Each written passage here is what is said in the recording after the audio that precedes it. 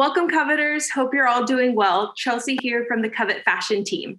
I'm back from another Behind the Brand interview today with a very special guest.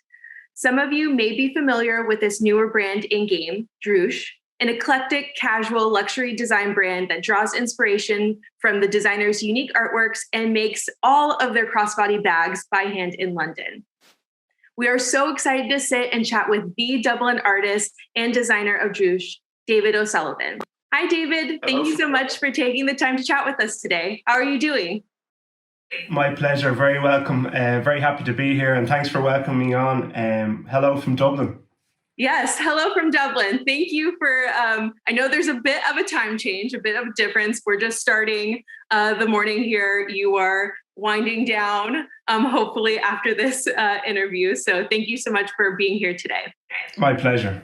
So like I mentioned in the intro, for a lot of our coveters, you're a newer brand in game, which we love to celebrate and get to know more. Can you kind of give us a little bit of a backstory on how your brand came to be? It evolved from my art. I've been a painter and held solo exhibitions for many years now. And I always wanted to get into garments, whether it be t-shirts and things like that. And ladies' handbags weren't really on my radar, to be honest with you, but I kind of stumbled across it, and the technology was there.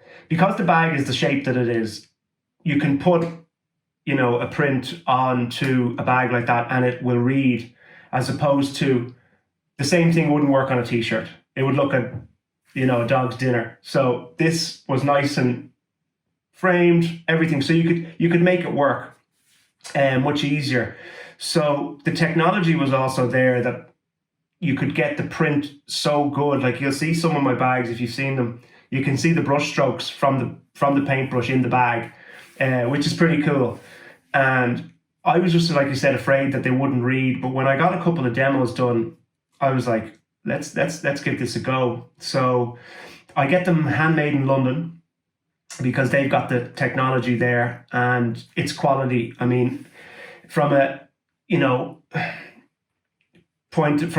from the point of view of ethically, London's a good place to get your stuff made. For obvious reasons, some parts of the world might not be able to make that claim. So I went over and met the people that make them, and I was confident that it was going the right direction. Profit isn't everything. I mean, if it makes some money in the beginning, great. But really, it's just about getting it up and running and see if the market is there. If it is, you'll do okay.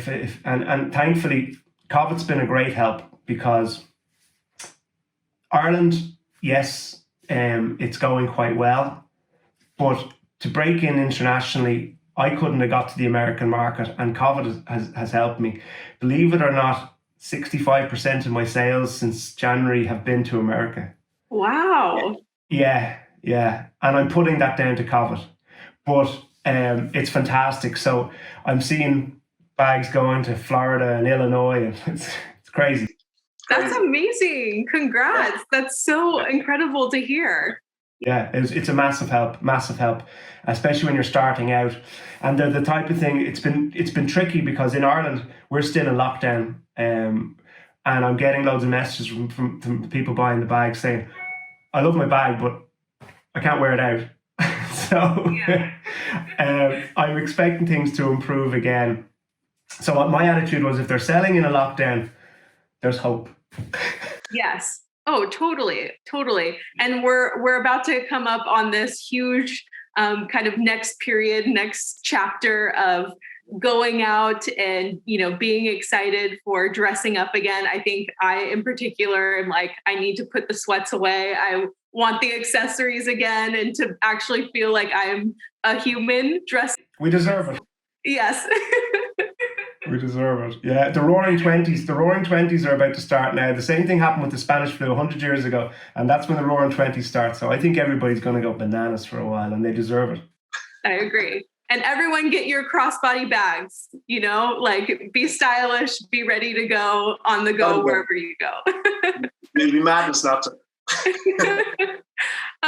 So I love your story about kind of starting out as an artist and then transitioning and finding kind of your own niche to, like, still kind of pass on your art in a different medium, right? Different from canvas or what have you. How long had you been doing art before? And was there anything in particular about your recent artwork that made you want to kind of enter into the fashion industry? Or was it just like out of pure luck where you're like, hey, there's an opportunity in handbags and this makes sense, so I'm just going to go for it? Yeah, I like people having my work, and the prints, you sell prints generally. They're generally what sell, because you can ask a little bit less, and the originals, they're not for everybody. The time to put into it, it's hard, to put it at a price that's accessible. But prints were a great help with that. And then I said, well, art's art. I mean, clothes, high fashion is art. And, the bags to me were art as well, because like I said, you've got your little frame, and what can you do with it? And the brighter stuff that I was doing, the kind of sharper images, they definitely worked better with the bags, because I didn't want to have a bag that was, people go, oh, that's nice. I want people to say, I love it or I hate it. I don't mind if people say they hate it, because it means it's somewhere, It's not in the middle going meh, So I believe the market's big enough that, somebody will go, oh yeah, I'm into that. I think I'm at 19 designs now and a few more to come. And, for summer, spring, some are brighter, some are for more nightwear. Like this one here would be like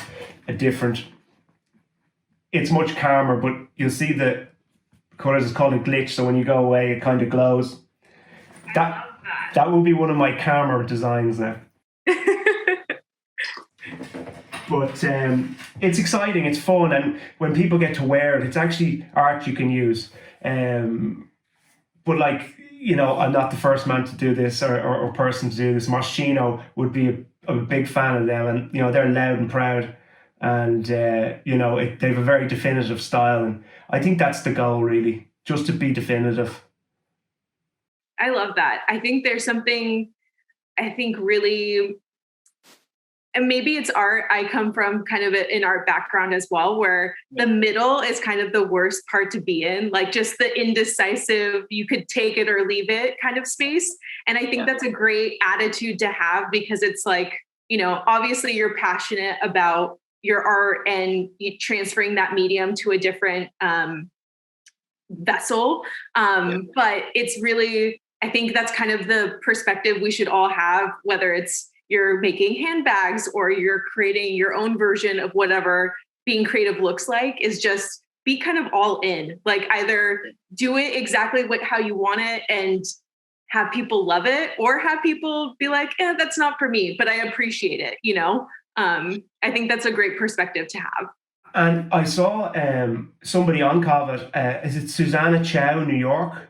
The bags with the beads. Yeah. They're so cool. They're very cool. I love that. I mean, that's really it. That's, functionally, it's quite questionable. But hell, you know what I mean? You're going out, who cares? It's a pure accessory, really. It's not that functional. Exactly. And sometimes that's all you need, sometimes you just want, to wear art, and that is completely okay. And sometimes you need to be a little bit more functional. But yeah, I love Susanna Chow as well. She's very cool stuff. Yeah. So it's been great. And looking at the international side of things, I'd love, now that you're getting different inquiries and you're seeing who's looking at your stuff, and you're getting nice emails from all sorts of places, like Kente, the African prints, they're gorgeous, or, kabuki inspired designs, things like that from Japan. The list is endless. You don't want to appropriate anything, but at the same time, it can be honored too. And I'm looking at stuff like that. The possibilities are endless. I'm at that phase now where everything can be done. I haven't lost my confidence yet. This is the pure gold stage where you're just like, exploration, Yeah. That's awesome. Yeah. I think for myself, and probably for, our other coveters, maybe looking at the brand name, they're not as familiar, or they're like, what does that mean? So we talked about this a little bit before as we were just discussing, but Drúis is an Irish word, actually, which makes sense because you were in Ireland. And it's a word for lust or desire. Why did you decide on that specific brand name? Is there a backstory to that? Give us a little insight on that. I'll be honest, your branding is very important. And I was looking at a list of names and I said, well, let's start in English and we'll work it back and we'll see what word works. Another one was steel, which I was going to use STI fada L, which means style. But there was a company that makes chainsaws that it sounded too like. And I said, you know what? Well, that's not going to be good for the brand. So Lust came up and Drúis was the way it landed. And I said, it's phonetic, one word. We'll go with that. I love that. Easy peasy. And I agree with you. Keeping some distance between the chainsaws and the luxury handbags is probably a best bet. No. We need to distance from that. All right. So that was kind of the branding side of it. Then we did a photo shoot, and I'm lucky to hang around with some photographers and some stylists as well, because I was green going into this, and I rang a friend of mine, Irene O'Brien. She's a big stylist here in Ireland, and she was like, "You're making bags?" I was like, "Yeah, don't worry about it. You'll see them soon, and I want you to be my stylist for the shoot." She's like, "Look, no problem, I'll do it." And a friend of mine, Dylan, is a photographer. He's one of the top photographers in Ireland in fashion. I just happened to know them, and this happened. But we all got together and we did a cool shoot, and I used Vogue in a hashtag. And the day we launched, Vogue emailed me the next day wanting to talk, and they gave us a little shout out in the magazine, and it just gone from there. And if you do your best, as Mick Jagger says, you'll get what you need. Yes, I need that framed somewhere. That's so incredible. I mean, just the pure fact of just kind of going in. Obviously, you have an amazing network, which is awesome. But just the pure fact of doing a campaign, a photo shoot, and then tagging Vogue, and then having that happen so quickly afterwards, I think that's a testament to just kind of the niche that you've created with Drúis. What's been your most exciting part of this new venture? Has it just been learning, or I feel like you have such a great perspective. So would love to know what's been the best part or your favorite part so far. Very little to lose, but apart from a lot of time and some money. But you can get the money back. But the journey's been great fun, and it takes you to places you never thought you'd be going, and that's cool. Because sometimes I pinch on myself and I'm like, I shouldn't be doing this. Why? How is this happening? There's handbags everywhere, and I'm writing down addresses, like I said, to Illinois and stuff, and there's just people emailing me from Africa going, "I love your bags." It's crazy, and you don't know unless you try, and you could be that close to succeeding, and then you give up. But if you just go the extra bit, but you have to enjoy it, because you don't make any money for a while, and I'm not making any money yet, but you have to do it. You have to like doing it. If I didn't think it was fun, I wouldn't go through the effort and the hard times. You have to enjoy it. I know it's a cliche, and you always hear people say, enjoy what you do. You have to. You have to. Otherwise, it won't make any sense. Yeah. I think that's really important to keep into perspective, especially I think during this unique time, a lot of us have had a lot of additional time to venture down new businesses, new, just avenues of being creative or taking up space for ourselves. And I think it's important to kind of keep that in mind, to love what you do and not feel obligated or get in this cycle of just doing it because you think other people are going to like it, or, whatever that fill in the blank is. Yeah. And everybody wants to stand out, but they don't want to do things that stand out. So that, they'll take a well-known bag and they'll go, I can do that. I'll put my name on it and I'll sell it cheaper. That's not how it works. This is it's elective surgery buying stuff like this, and people will buy it because they get behind the whole thing. And what it is. So you have to be authentic, you have to be yourself, because everybody else is taken, as they say. You have to just do it your way. And if it's not going to work, it's not going to work. But if you're proud of it, then it did work. Exactly.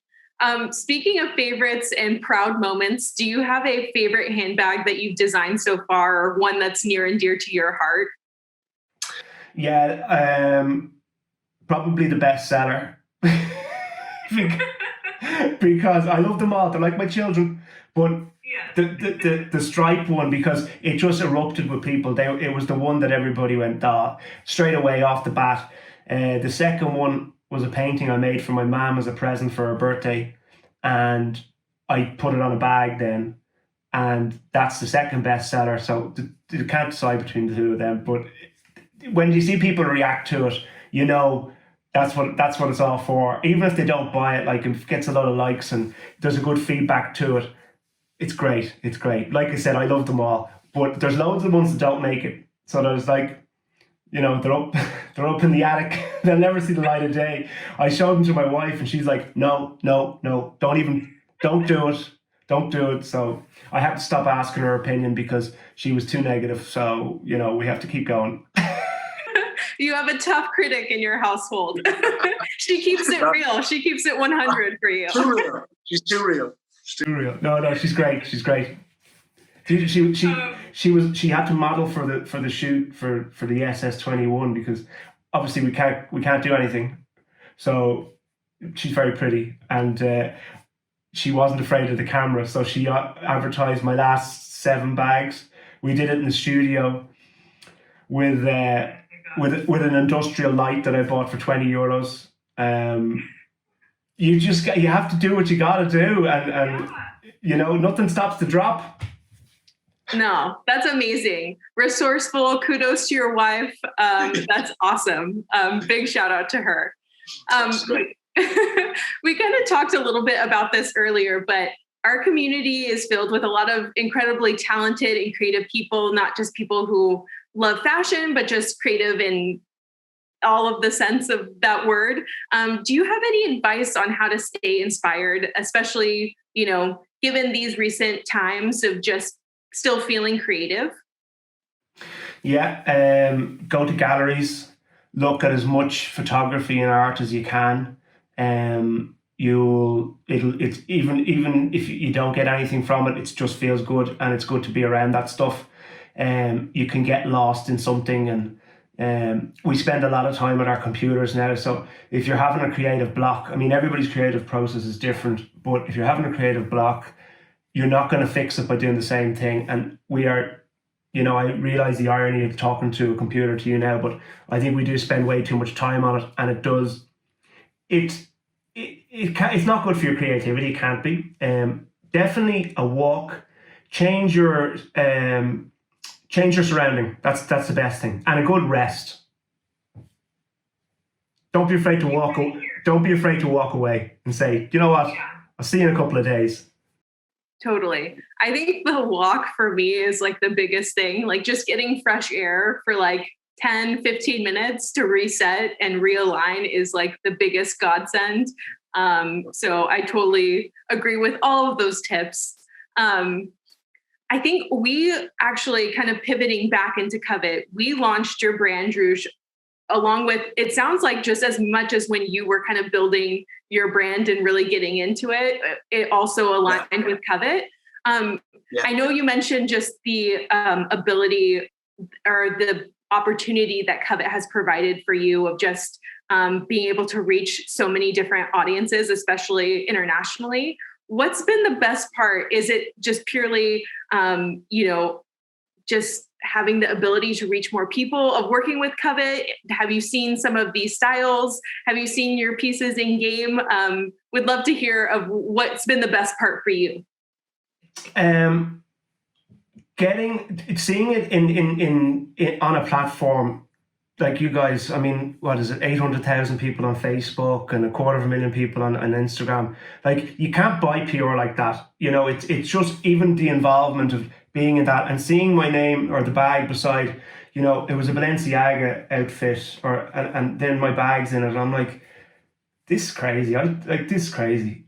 And then customers buying them in America saying, I saw it on Covet, because I'd always ask them, hey, thanks a million, where did you see it? They're like, oh, I saw it on Covet app. I'm like, wow. So they love it that much. They're going through and getting the credit card out. It's crazy, but that's technology. Yeah.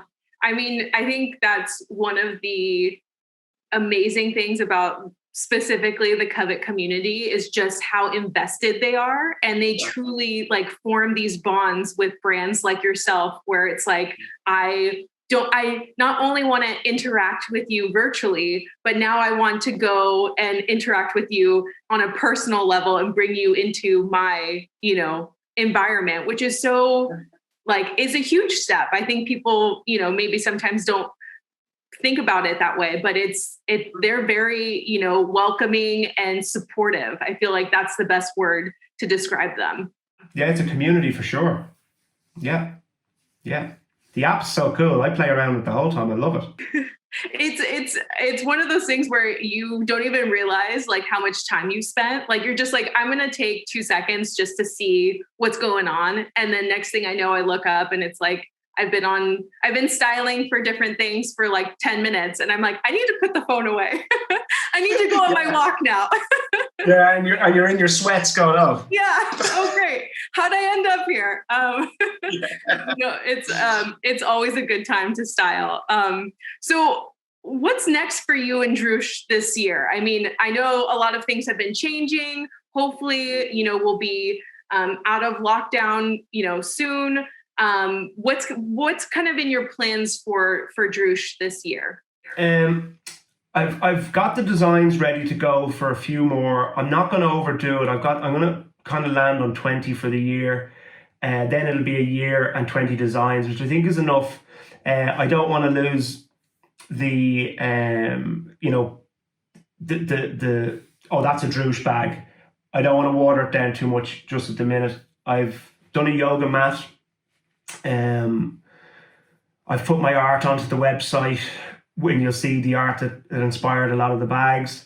Other than that, it's kind of just plant the feet now and make sure everything is, getting in the right, make the logistics all down and make sure that they're good, because as it's scaling up, I need to be able to deliver, and we are able to deliver, but I'd rather say no to business than overpromise it. So we're still handmade bags. It still takes 2 weeks to turn it around.